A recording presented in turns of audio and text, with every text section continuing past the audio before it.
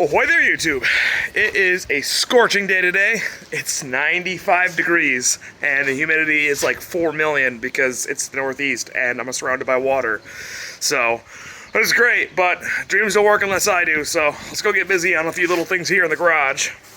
Kind of waiting on getting the engine rebuilt right now. I got an appointment next Saturday at the machine shop, so I'm going to bring it out there and hopefully get at least started on it. It's probably going to be a little bit of time.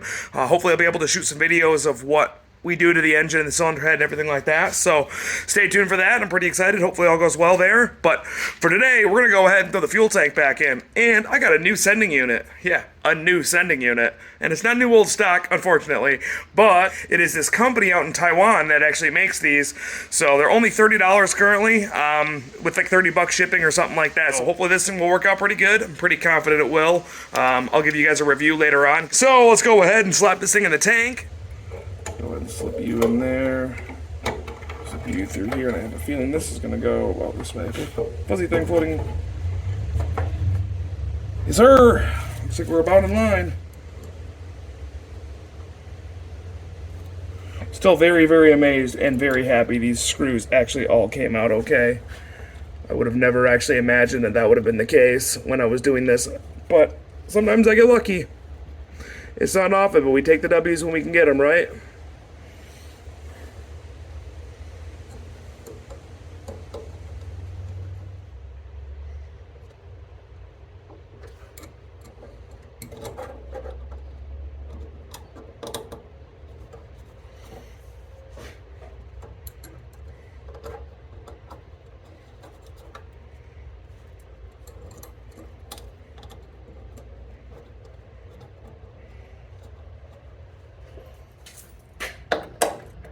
Not 8s. Well, 6s feel like they kind of fit, but they really don't.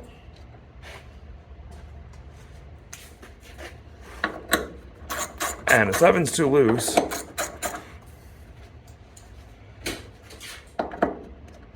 Well, a 1/4 inch feels tight enough, but I think it's just doing nothing. I must have used pliers to get these off. There's no way I got screwdrivers in them because these are bad.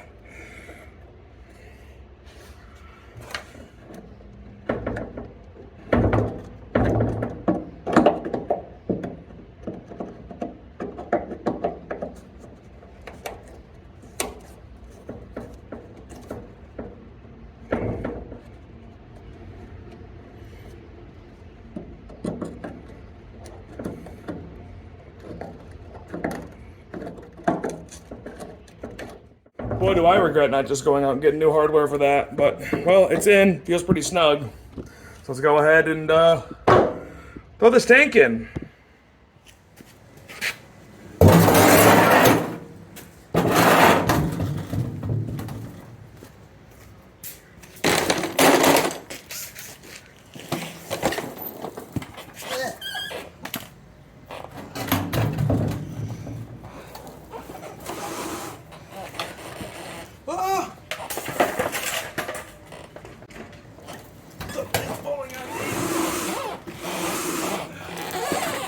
Should stop falling on me.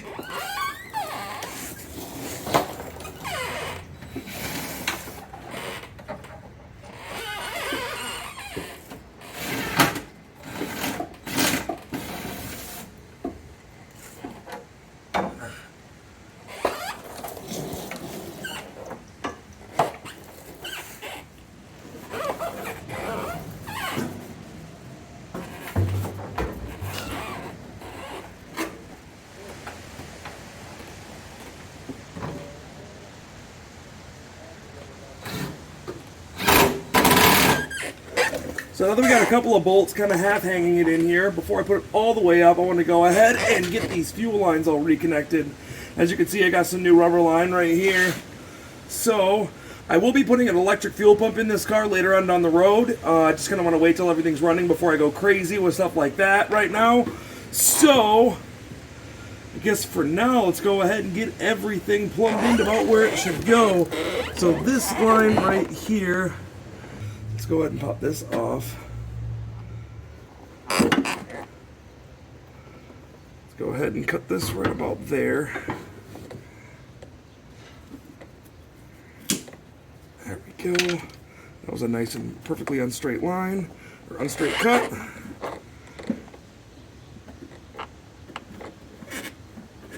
Alright.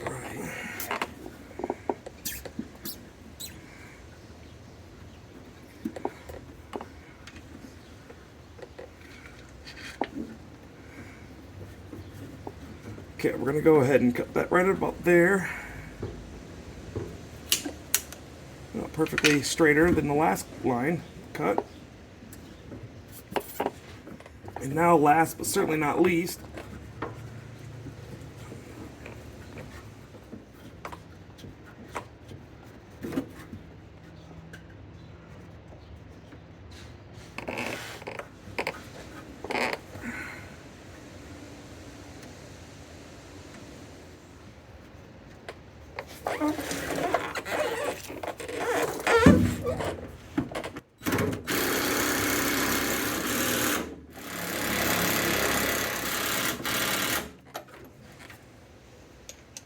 okay, now before we go crazy and start putting all the skid plate and everything on, we're going to go ahead and get the connector for the sending unit hooked back up. Forgive me for the mess, guys. We're going to do a good interior cleaning of this car sometime soon, so that will be a video I will maybe put out. I don't know, interior cleaning isn't that exciting, but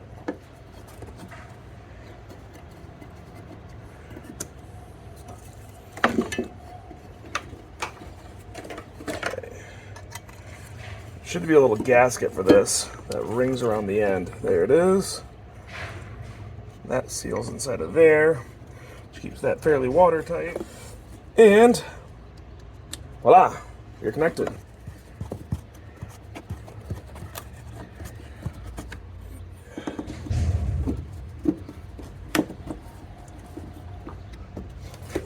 All right, now we're gonna go ahead and throw the skid plate back on. We've got another one over there. Probably can't see it in the video, but if the Instagram user Toyota Sprinter Carib is watching this, that is coming your way sometime soon.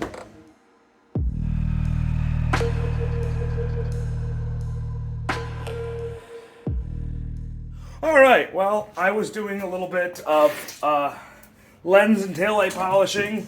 I decided to just do it all in one take and move the camera around, and then I didn't realize until after I was probably done that 10 minutes into the video, my phone overheated and stopped recording. So that's great. But I threw it in the freezer for a while. It's a lot cooler now. So I'm going to go ahead and put the front end back together. Obviously, I didn't record myself taking this apart. I just kind of quick did it late one night. A friend out in Michigan here needed some front headlights and buckets and grill and stuff like that for his Tercel, so I hooked him up with a set that I had, since I have a set that came all the way over from the UK. And that is these sealed beams right here. So we're going to go ahead and throw these on here. I'm probably not going to go super crazy with this because I do have to take that fender off for some paint work, but I'm going to go ahead and try to get these things lined up and just kind of give a rough estimate to see how it looks right now. So let's go ahead and do that real quick.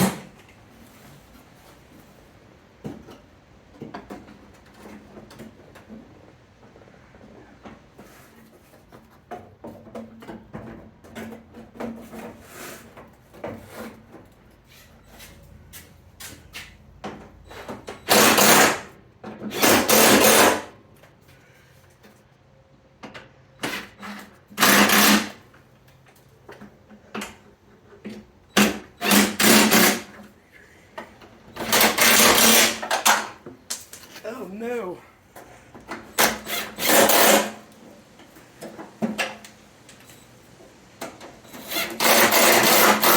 You have the true European spec grill, but until I get a 4-wheel drive logo for it, I'm going to go ahead and just throw this one on for now.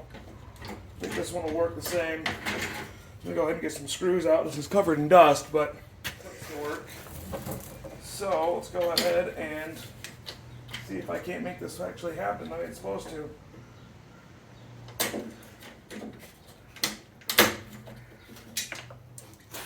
Oops.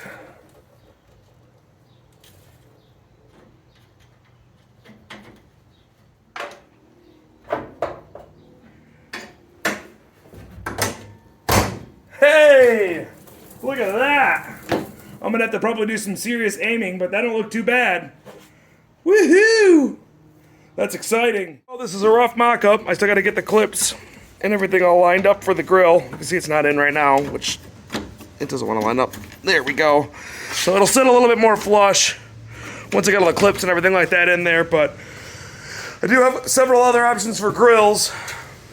This is the 87 and 88 USDM grill, and then this is the actual grill that is supposed to be for that front end. I gotta paint this silver, and then I gotta get a 4-wheel drive logo for it, which sits up top of here.